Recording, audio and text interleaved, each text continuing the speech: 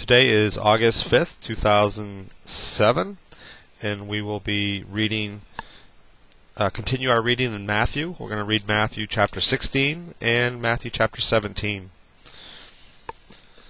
Chapter 16. One day the Pharisees and Sadducees came to test Jesus' claim of being the Messiah by asking him to show them some great demonstrations in the skies. He replied, "You are good at reading the weather signs of the skies. Red sky tonight means fair weather tomorrow. Red sky in the morning means foul weather all day. But you can't read the obvious signs of the times. This evil, unbelieving nation is asking for some strange sign in heaven, but no further proof will be given except the miracle that happened to Jonah." Then Jesus walked out on them. Arriving across the lake, the disciples discovered they had forgotten to bring any food. "Watch out," Jesus warned them.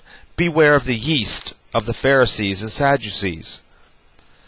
They thought he was saying this because they had forgotten to bring bread. Jesus knew what they were thinking and told them, "Oh, men of little faith, why are you so worried about having no food? Won't you ever understand? Don't you remember at all the 5,000 I fed with 5 loaves and the basketfuls left over? Don't you remember the 4,000 I fed and all that was left? How could you ever think I was thinking about food? But again I say, beware of the yeast of the Pharisees and Sadducees." Then at last they understood that by yeast he meant the wrong teachings of the Pharisees and Sadducees. When Jesus came to Caesarea Philippi, he asked his disciples, "Who are the people saying I am?" "Well," they replied, "some say John the Baptist, some say Elijah, some Jeremiah, or one of the other prophets." "Well," they replied. Then he asked, "Who do you think I am?" Simon Peter answered, "The Christ, the Messiah, the Son of the living God." "God has blessed you, Simon, son of Jonah," Jesus said, "for my Father in heaven has personally revealed this to you. This is not from any human source. You are Peter, a stone, and upon this rock I will build my church, and all the powers of hell shall not prevail against it. And I will give you the keys of the kingdom of heaven. Whatever doors you lock on earth shall be locked in heaven, and whatever doors you open on earth shall be opened in heaven." Then he warned the disciples against telling others that he was the Messiah. From then on, Jesus began to speak plainly to his disciples about going to Jerusalem and what would happen to him there, that he would suffer at the hands of the Jewish leaders, that he would be killed, and after 3 days later he would be raised to life again. But Peter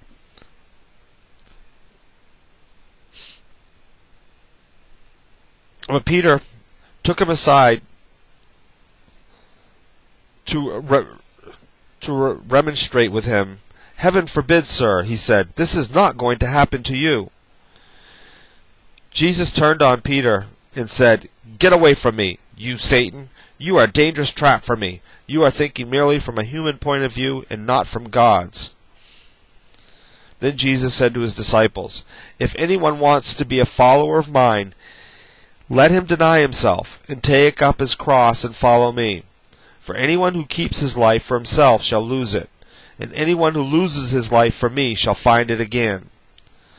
What profit is there if you gain the whole world and lose eternal life?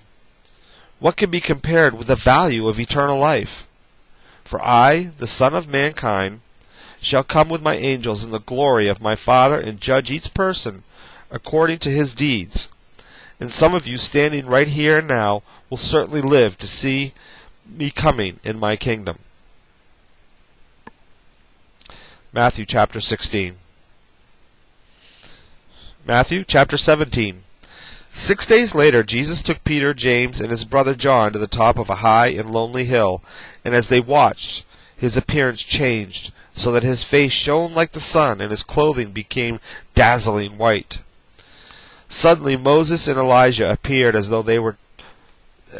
were appeared and were talking to him. Peter blurted out, "Sir, it's wonderful that we can be here. If you want me to, I'll make 3 shelters, one for you, one for Moses, and one for Elijah." But even as he said that, a bright cloud came over them, and a voice from the cloud said, "This is my beloved Son, and I am wonderfully pleased with him. Obey him." At this the disciples fell face downward on the ground, terribly frightened. Jesus came over and touched them. "Get up," he said. "Don't be afraid." And when they looked, only Jesus was with them.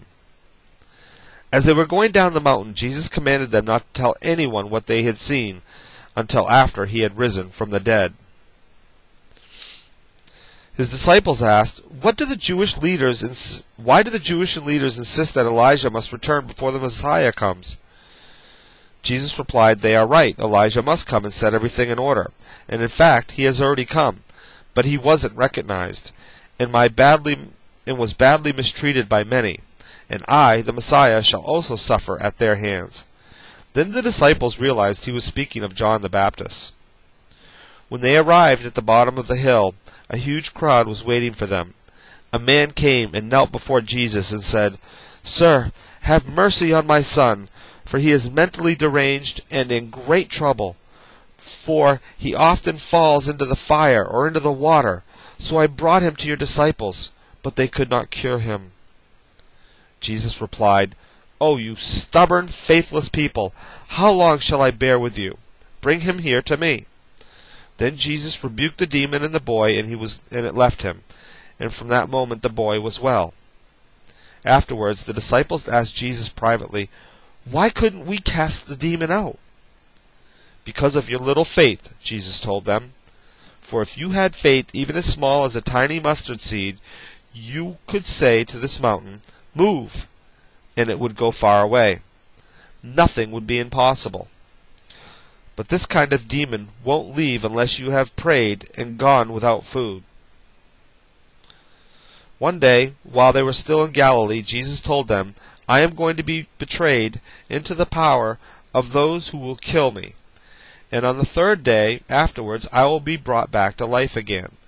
And the disciples' hearts were filled with sorrow and dread. On their arrival in Capernaum, the temple tax collectors came to Peter and asked him, "Does your master pay taxes?" "Of course he does," Peter replied. Then he went into the house to talk to Jesus about it, but before he had a chance to speak, Jesus asked him, "What do you think, Peter? Do kings levy assessments against their own people or against conquered foreigners?" "Against the foreigners," Peter replied. "Well then," Jesus said, "the citizens are free. However, we don't want to offend them, so go down to the shore and throw in a line and open the mouth of the first fish you catch. You will find a coin to cover the taxes for both of us. Take it and pay them." Chapter 17 from Matthew. And that ends our reading for August 5th, 2007.